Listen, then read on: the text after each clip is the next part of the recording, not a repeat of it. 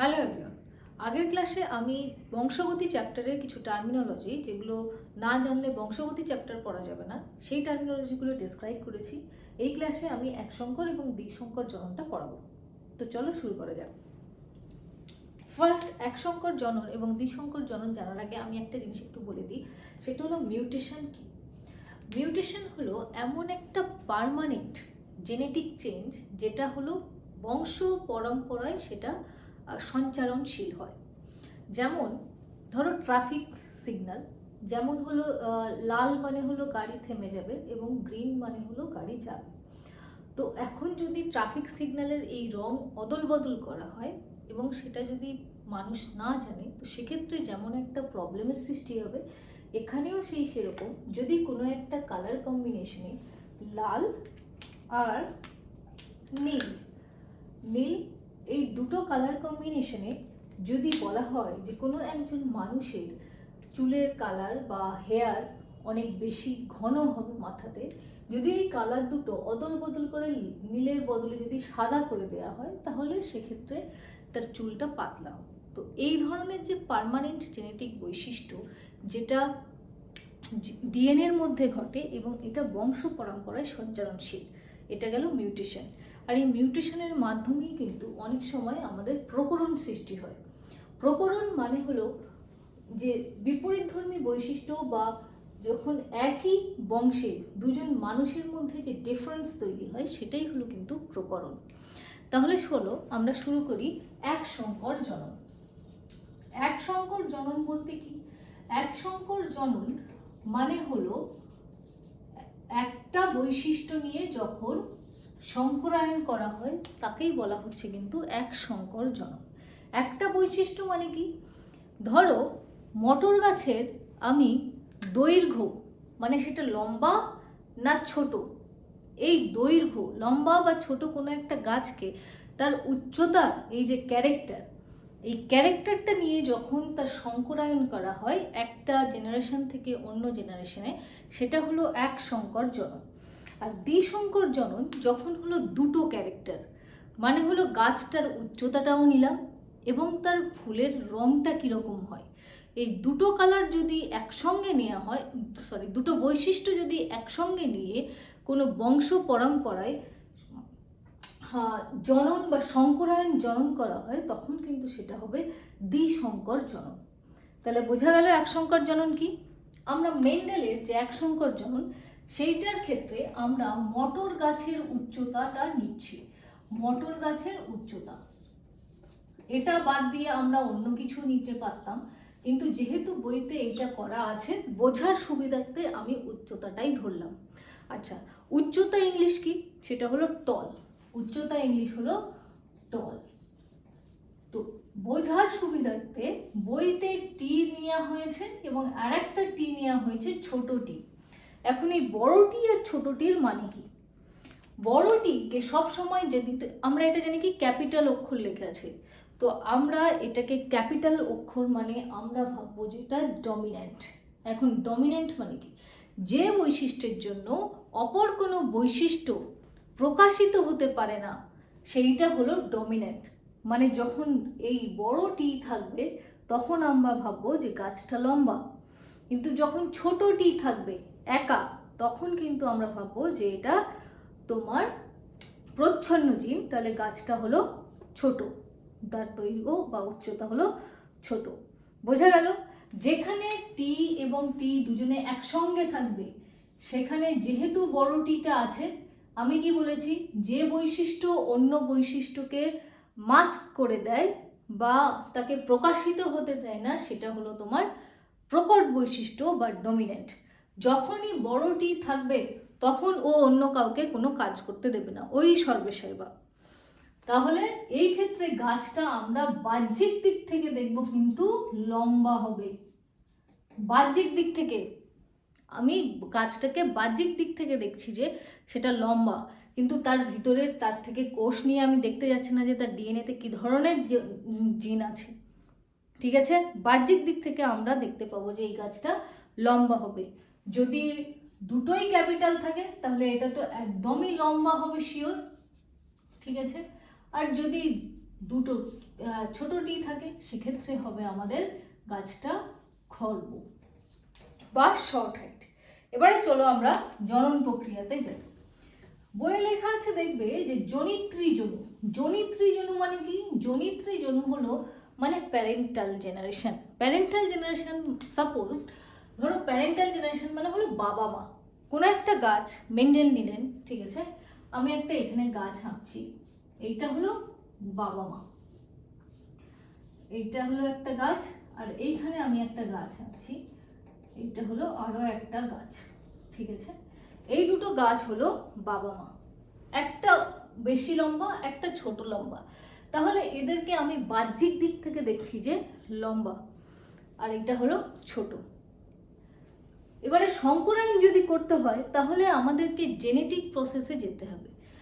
আমরা এটার নাম দিলাম, যেহেতু লম্বা আছে তাহলে দুটো টি আমরা দিয়ে দিলাম যে এটা হলো বড় লম্বা গাছ, আর এটা যেহেতু ছোট গাছ সেহেতু আমরা ছোট টি লিখব, ছোট গাছ। এইবারে এদের দুজনের মধ্যে যখন ফল গঠন হবে, বীজ গঠন হবে, তখন কি হবে? এদের মধ্যে যখন বীজ গঠন হবে তখন কি হবে? যদি বীজ গঠন হয়, এইখান থেকে আসবে একটা গ্যামেট, এক ধরনের গ্যামেট, বড় এক ধরনেরই গ্যামেট আছে দুটোই, তার মানে একটাই গ্যামেট আসবে। এইখান থেকেও এক ধরনেরই গ্যামেট আছে, তাই একটাই গ্যামেট আসবে। দেখো দুটো মিলিয়ে গিয়ে হবে তোমার সংকর। সংকর, সংকর হলো কিনা, দুটো বৈশিষ্ট্য একসঙ্গে এলো, তার মানে এটা হলো সংকর। এবারে তোমরা আমাকে বলো যে এই যে সংকর হলো, এর বাহ্যিক দিক থেকে আমরা কি দেখতে পাবো, লম্বা না বেটে?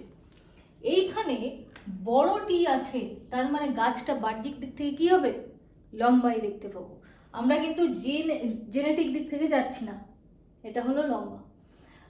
এরপরে এইটাকে মেন্ডেল বলছে যে প্রথম ফার্স্ট ফিলিয়াল জেনারেশন বা প্রথম অপত্য জনু বা F1 জনু। F1 জনু বলতে জেনারেশন বোঝাচ্ছে বা ফার্স্ট ফিলিয়াল জেনারেশন। মেন্ডেল এই F1 জনুকে আবার ওই একই যে জেনেটিক্স তার সঙ্গে আবার সংকরায়ন করিয়ে দিল।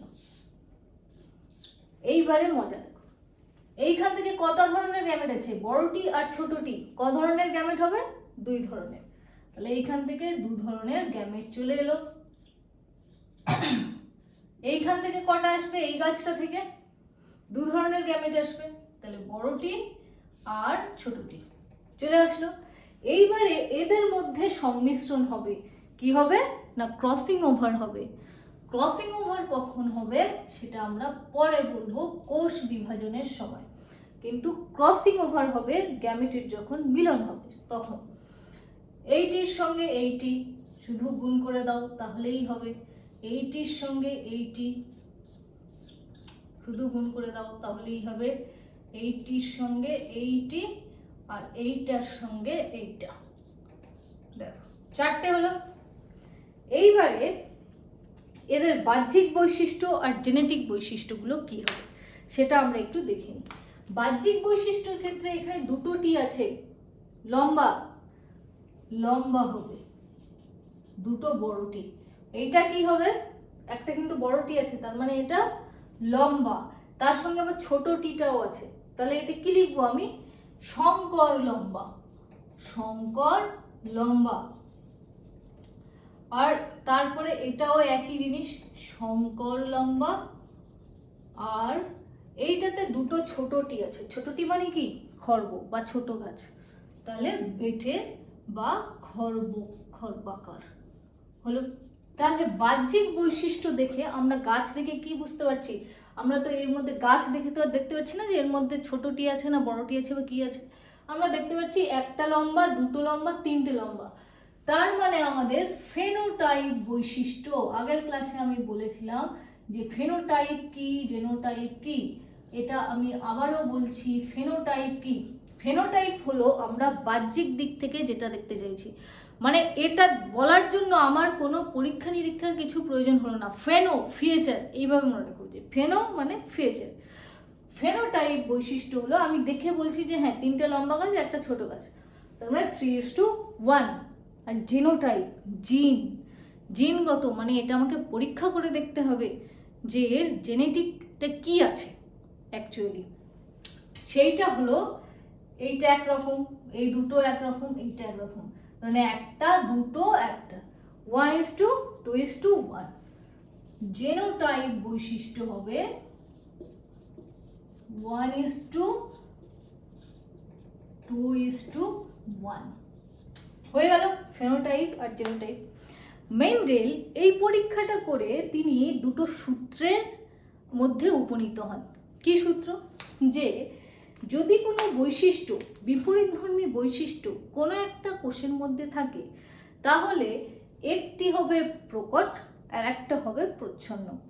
যে বৈশিষ্ট্যটা, যেটা আমি বললাম যে বৈশিষ্ট্যের জন্য অন্য বৈশিষ্ট্য প্রকাশিত হতে পারে না সে হলো প্রকট, আর যে প্রকাশিত হতে পারছেন না সে হলো প্রচ্ছন্ন। এটা হলো প্রকটতার সূত্র। আর আরেকটা হলো পৃথক সূত্র। আমরা প্রথম জেনারেশনে দেখলাম যে দুটো ক্যারেক্টার একসঙ্গে আছে, কিন্তু তারা কি একজন আরেকজনের সঙ্গে মিলে গেছে? মিলে তো যায়নি। তাহলে আবার না হলে এখানে আবার আমাদের খরবাকার আসতো না। তাহলে যদি বিপরীতধর্মী বৈশিষ্ট্য কোনো একটা কোষের মধ্যে থাকে, তারা নিজেরা নিজেদের মধ্যে মিলিত হয়ে যায় না বা মিশে যায় না, তারা পরবর্তী জেনারেশনে গিয়ে সেই দুজনের থেকে সেগ্রিগেট হয়ে যায় এবং আলাদা করে নিজেরা বহিঃপ্রকাশ করে। এটাই হলো পৃথকতার সূত্র। দুটো বিপরীতধর্মী বৈশিষ্ট্য যদি একসঙ্গে থাকে, তারা পরস্পরের সঙ্গে মিলিত হয়ে যায় না, তারা পরবর্তী জেনারেশনে গিয়ে নিজেদেরকে ইন্ডিভিজুয়ালি আত্মপ্রকাশ করে। এটাই হলো পৃথকতার সূত্র। এটা হলো। এবারে আমি একটু ইতর পরাগযোগটা বলে দিই। এই ক্ষেত্রে যখন করলো তখন কি করলো যে মটর গাছ ও সেলফ পলিনেটেড করে, মানে একই গাছের ফুল থেকে ওরা নিজেরাই পলিনেট করে নেয়। তো দেখলো তাহলে মটর গাছ এত সুবিধাজনক, এটাই একটা প্রবলেম, এটারই সলিউশন মিলিয়ে নিই। তাহলে যেখানে উভলিঙ্গ ফুল আছে, ধরো এইটা একটা উভলিঙ্গ ফুল। উভলিঙ্গ ফুল মানে কি, এখানে পুংকেশরও থাকবে আবার গর্ভধানীও থাকবে, ঠিক আছে? তাহলে কোনো একটা ফুল গাছ থেকে আমি যদি পুংকেশর তুলে নিই তাহলে শুধু কি থাকবে? গর্ভধানী। তাহলে ওটা কি হবে? ফিমেল ফ্লাওয়ার বা স্ত্রী ফুল। আর এই গাছের একটা ফুল আছে যেটা দু ধরনের, এখান থেকে আমার পুংকেশরও আছে গর্ভধানীও আছে, আমি এইখান থেকে গর্ভধানীটা তুলে দিলাম, তাহলে কি হবে? ছেলে ফুল। তাহলে যেখান থেকে আমি পুংকেশর তুলে দিচ্ছি সেখানে শুধু মেয়ে হবে, আর যেখান থেকে আমি গর্ভধানী তুলে দিচ্ছি সেটা হবে আমাদের ছেলে। তাহলে একটা ছেলে এবং একটা মেয়ে হয়ে গেল ইতর পরাগযোগ। এইখানে হয়েছে তোমার ইতর পরাগযোগ, ঠিক আছে? আর সেকেন্ড জেনারেশন এইখানে হয়েছে স্বপরাগযোগ বা সেলফ পলিনেশন। স্বপরাগযোগ বা সেলফ পলিনেশন হলো। তাহলে একবার রিভিশন করিয়ে দিই। সেটা হলো দুটো বিপরীতধর্মী বৈশিষ্ট্যের গাছ নিলাম, কিন্তু একটাই ক্যারেক্টার, সেটা হলো আমি উচ্চতা নিয়েছি, ক্যারেক্টার উচ্চতা নিয়েছি, একটা লম্বা একটা ছোট। যেটা হলো ক্যাপিটাল হবে সেটা আমরা ডমিনেন্টলি ধরবো, এবং যেটা ইয়ে হবে ছোট ছোট অক্ষর হবে সেটাকে আমরা বলবো যে রিসেসিভ বা প্রচ্ছন্ন বৈশিষ্ট্য, ঠিক আছে? প্রথমে ইতর পরাগযোগ হলো, হয়ে কি হলো? একটা সংকর তৈরি হলো।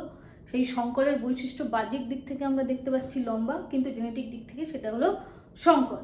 এই সংকরকে সেলফ পলিনেশন করা হলো। সেলফ পলিনেশনে গ্যামেট আমাদের আলাদা আলাদা তৈরি হলো, সেখান থেকে আমরা বৈশিষ্ট্য পেলাম 3টে লম্বা, যেটা ফেনোটাইপ বৈশিষ্ট্য, এবং জেনোটাইপ বৈশিষ্ট্য হলো 1:2:1।